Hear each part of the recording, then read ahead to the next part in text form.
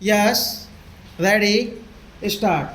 It is a matter of great gratification to me that we have arrived at the third reading stage of this bill, and I have every hope that this House will finalize it in the course of the next few hours.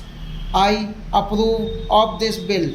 It represents not merely what is incorporated in it but something more. I think it is highly important in the context of our national development. We talk about our 5 year plans, about economic progress, industrialization, political freedom, and all that. They are all highly important, but I have no doubt in my mind that the real progress of the country means progress not only on the political plan, not only on the economic plan, but also on the special social plan. They have to be integrated. All these when a great nation goes forward. I welcome this particular measure because I think it is of the highest importance that we should take up the social challenge. On a previous occasion speaking, I think not on this bill but on a similar measure, the special marriage bill, I ventured to say something about my reading. I speak, of course, before experts with fear, but I venture to say what my conception of Hindu law is. Hindu law had never been rigid, it had a certain dynamic element in it.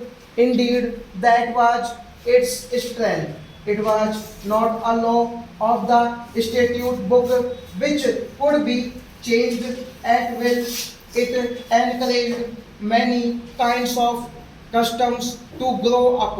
When they grew up, it acknowledged them. In fact, even today in India, there are so many varieties of Hindu law. In the south, in the north, in the east, that it is very difficult to say that this is the one and the only Hindu law. There is variety all over.